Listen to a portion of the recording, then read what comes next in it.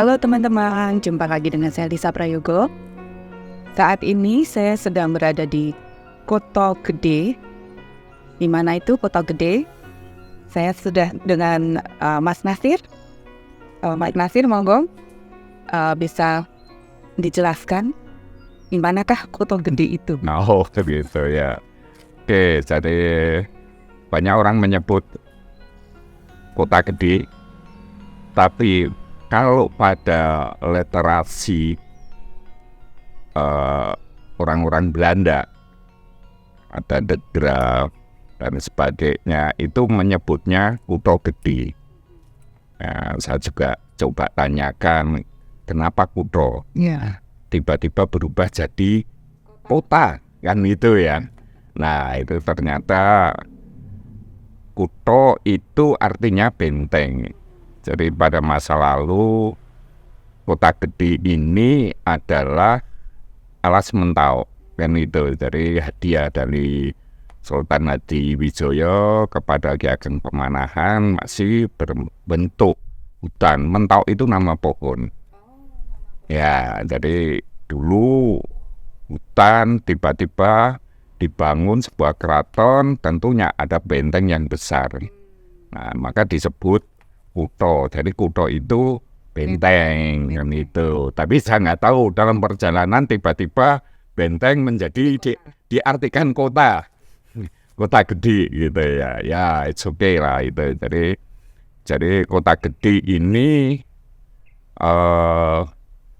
paling gampang kita akan memahami bahwa Kota Gede ini adalah cikal bakal dari Keraton Mataram Islam, bekas ibu kota kerajaan Mataram Islam, yang nantinya akan muncul ada Keraton Mataram di Surakarta dan ada di Jogja. Jadi Kota Gede ini yang buyutnya dari Keraton Solo dan Keraton Jogja. Jadi kalau nggak ada Kota Gede, Nggak ada Keraton Jogja dan Solo. nggak ada Solo, nggak ada Kota Solo, nggak ada Kota Jogja. Ini ya nggak ada tuh nanti lagu Bengawan Solo, entah nggak tahu itu ya. Nah itu jadi panjang. Emang sejarah Kota Gede itu cukup panjang. Bagaimana dari Pajang datang dulu mereka di pantai utara, tiba-tiba di kawasan agraris. Kan tentu akhirnya aktivitasnya kan juga berbeda, kan itu. Nah, Kota Gede ini secara tata ruang itu masih sangat jelas. Jadi catur, gatra, tunggal. Jadi terdiri dari 4 komponen. Jadi ada pasar, ada alun-alun, sebelah barat alun-alun ada masjid, sebelah selatan alun-alun keraton. Nah, semua punya filosofi bagaimana fungsi pasar itu dengan manusia, kehidupan, bagaimana fungsi alun-alun ya, itu hubungan masyarakat dengan raja, kan itu. Masjid hubungan manusia dengan Tuhannya. Keraton sebagai pusat pemerintahan. Nah, tata ruang itu sangat jelas dan itu masih sangat Hindu. Meskipun Kota Gede dinamakan Mataram Islam. Nah, setelahnya itu periode itu perpindahan Hindu ke Islam. Maka dari tata ruangnya masih berbau Hindu. Terus secara arsitektural itu juga kalau kita melihat ada minim ada 3 periode. Jadi periode Jawa Hindu, periode Jawa Islam, periode Jawa kolonial. Jadi sangat menarik ini, peninggalan yang ada di Kota Gede ini sangat menarik gitu. Contoh di komplek masjid dan makam ada gapura Paduraksa. Nanti sebelum masuk ke tempat utama itu pasti ada tembok kelir. Sangat Hindu banget. Ketika saya motret tempat itu aja, tidak ada yang lain, orang akan nyebut ini kayak di Bali. Ya, tapi di dalamnya di balik kelir, tembok kelir, masjid. Nah, ini buat saya sebagai warga melihat ini bahwa pendahulu kita itu sangat cerdas gitu loh. Sudah sangat memahami saling memahami, menghargai, ya gitu. Itu bahwa ini sebuah contoh meskipun Islam, tapi dia datang kan belakangan. Ya dia harus berakulturasi. Toh itu hanya physically kan gitu ya. Nah itu yang menarik. Saya nggak tahu sampai detik ini mungkin usianya kalau bangunan komplek masjid itu dibangun selesai tahun 1590 kan lebih dari 400 tahun dan itu masih lestari. Berarti pendahulu kita benar-benar sudah memberikan contoh yang luar biasa. Saya nggak tahu kalau itu di tempat lain mungkin sudah bisa dirusak atau apa kan itu. Oh dirubah ini atau nih. Nah tapi ternyata di kota gede tidak. Nah ini berarti saya melihat masyarakat juga sangat memahami, menghargai. Ya itu yang saya melihat apa yang terjadi di kota gede. Tapi perjalanan sebuah kerajaan tentu ada pengembangan wilayah kekuasaan itu tentu ya itu ada periode raja pertama itu pasti membangun fisik kawasan. Tapi ini juga menarik dari kenapa pemilihan tempatnya aja itu menarik gitu. Sebelah barat itu ada Sungai Gajah Wong, sebelah timur itu ada Sungai Manggisat.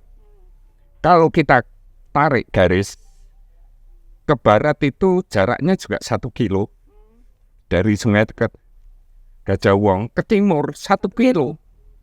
Kita lihat lagi ke utara ada Gunung Merapi, jaraknya sekitar 27 kilo dari kota gede. Di sana ada pantai selatan, jaraknya juga kecil. Ini kearifan buat saya, kearifan yang luar biasa. Bagaimana memilih tempat? Sekarang kita ngukur gampang. Tapi kalau tahun 1500 itu gimana itu ngukurnya? Nah kearifan itulah yang kalau saya sebagai warga cobalah kita harus cari kearifan menentukan tempat. Berarti tempat ini, kota gede ini di antara 2 sungai pasti banyak air, pasti subur. Semua kehidupan pasti butuh air. Ya kan gitu. Nah ini pemilihan ini kan juga sangat luar biasa. Dan akhirnya ini pun dijadikan benteng. Sungai itu juga bagian pertahanan, konsep pertahanan. Maka di tata ruang itu ada benteng luar, ada benteng dalam, dan sebagainya. Nah, lebih heboh lagi periode itu karena udah dibatasin 2 sungai, tapi bisa aja umpamanya musuh datang dari yang lebih jauh masuknya. Nah, dari 2 sungai ini dibuat jagang. Apa itu jagang? Di jagang itu semacam saluran ya, dari saluran air sebagai pertahanan. Lebarnya 20 meter, kedalamannya 8 meter. Jadi kita bisa ngebayangin pada masa itu ya kalau ada musuh yang mau datang ya tinggal dipanah aja kalau dia berani masuk sih. Nah seperti inilah yang saya melihat bagaimana semua konsep kota gede, raja juga memindahkan tempat. Ya pasti banyak alasan. Bisa ancaman musuh, bisa karena wabah penyakit, atau dia punya konsep baru. Maka dari kota gede oleh Sultan Agung dipindahkan ke Kerto. Ya, ke Kerto ya jaraknya lebih kurang 5 kilo lah, 5 kilometer dari kota gede. Setelah di Kerto itu untuk persiapan membangun di Pleret. Ya, jaraknya hanya sekitar 2 kilo dari Kerto. Nah, di situ ada sungai Pak, lebih gede lagi. Jadi emang pada masa lalu transportasi paling mudah adalah sungai. Jadi memang pada masa lalu kalau kita lihat dari masa kerajaan Majapahit pun ya, itu semua Sungai Brantas dan sebagainya nyambung dulu Sungai Bengawan Solo. Transportasinya dan itu sangat ngepel. Nah kota gede akhirnya pindahkan ke Pleret. Bagaimana sambil Sultan Agung mengembangkan sebagai raja ketiga wilayah kekuasaan ke seluruh Jawa sampai ke Bali ya, sampai menyerang Batavia 2 kali dan sebagainya. Berarti dulu Mataram benar-benar sudah punya jati diri gitu loh, bahwa aku nggak mau VOC sampai menyerang ke Batavia dan sebagainya. Ini kan luar biasa. Maka oleh Belanda jadi ancaman kan gitu. Karena kerajaan yang di utara udah mati semua. Demak udah hancur, Pajang sudah runtuh, tinggal Mataram. Tapi wah ini kok digdoyo banget kan gitu. Ya dia punya perdagangan sampai ke Malaka ya, sampai ke Afrika Selatan dan sebagainya. Nah ini kan akhirnya menjadi ancaman Belanda. Akhirnya Belanda bagaimana ini harus dipatahkan ya, kekuatan ini dihancurkan kan itu. Nah akhirnya ya biasalah dia ngomporin adipati-adipati di daerah, ya pecah belah. Udahlah lu nggak usah kasih peti gitu, udah berontak aja ntar tak bantuin. Ya udah ketika melakukan pemberontakan dia dibantu. Ketika Mangkurat di Pleret ada pemberontakan Trunojoyo kan itu. Ya udah akhirnya kalah, terus pindah ke Kartosuro.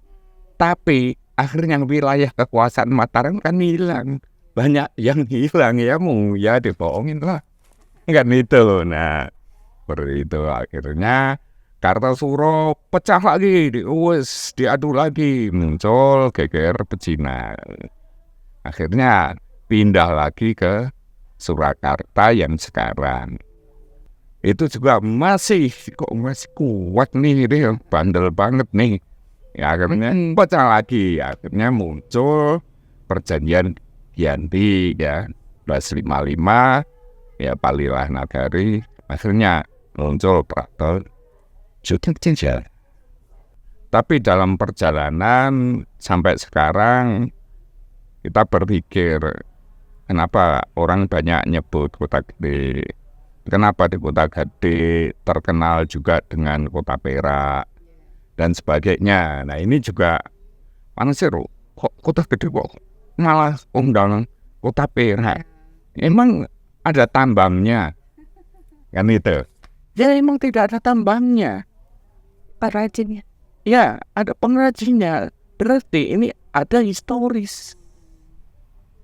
Kalau tambangnya ada Cikoto, ya kan? Ada di mana-mana.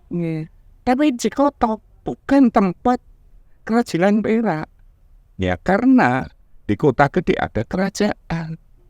Maka dulu orang mengerjakan perak dan sebagainya itu untuk kebutuhan keraton, masyarakat. Ya Kuningan aja lah. Mungkin raja minum pakai gelas perak, piring perak. Rakyat masih pakai cowek, pakai apa? Kan itu daun kan itu. Nah, ketika itu berkembang, keratonnya pindah kan itu. Pindah ke Pleret, yang dibawa kan prajuritnya. Pengrajin ini tidak. Akhirnya dulu masyarakat kota gede mengerjakan perak, kerajinan tembaga, kuningan, emas, berlian itu untuk kebutuhan raja. Ketika rajanya pindah, VOC udah masuk nih. Itu kan 1700-an. Kota gede tahun 1700 sudah menjadi pusat perdagangan. Maka VOC ngambil semua karya-karya orang kota gede itu akhirnya menjadi barang dagangan. Mereka ngambil dari kota gede, terus menjual di seluruh Eropa. Itu ya. Jadi ada proses yang menarik karena tahun 2003 saya kedatangan Profesor Pinkekal, itu salah satu kurator Museum Tropen Belanda.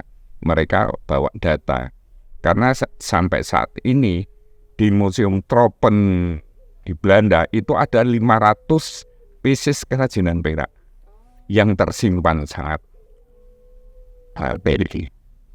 Nah, akhirnya di situ nyambung. Jadi barang-barang itu akhirnya banyak dibeli oleh orang Belanda, terus banyak yang juga yang disimpan di museum. Perdagangan pada masa lalu tidak seperti sekarang. Sekarang kalau kita lihat di toko-toko, Wisman apa, beli cuman apa ya, cincin ya, tindih, cuman kecil-kecil, leontin. Kalau dulu itu set di meja makan, satu piece orang 40, semua beli. Sekarang satu piece 40 yang beli cuma 20, kecil-kecil. Nah, maka itu menunjukkan bagaimana bangunan di kota gede juga orang ekonominya naik akibat bangunan. Maka banyak di kota gede ada periode Jawa kolonial itu bangunannya bergaya-gaya Inggris, gaya-gaya Eropa. Tata ruangnya masih sama Jawa, ya. Tata ruangnya Jawa, tapi fasad ornamen sudah muncul. Ada banyak kayak begini. Ini jendela kayu. Periode kolonial sudah muncul logam, besi, dengan ada ornamennya. Wah, terima kasih sekali Mas Nasir. Udah banyak ilmu nih dan cerita dari sejarahnya Kuto Gede menjadi Kota Gede. Ya, Lain kali mungkin kita bisa bahas dengan topik yang lain lagi ya Mas ya. bisa. Masih terlalu banyak topiknya. Nah, jangan takut kehabisan. Jangan takut kehabisan topik di Kota Gede. Sangat banyak dari sisi arsitektur ada, arkeologi ada, seni ada, makanan, kesenian tradisional, masih terlalu banyak. Masih banyak. Ya. Asik, masih banyak materi nih yang bisa dikulik lagi ya. Oke teman-teman, sekian dulu cerita dari Kuto Gede yang sudah menjadi Kota Gede. Terima kasih, sampai ketemu lagi di vlog yang berikutnya.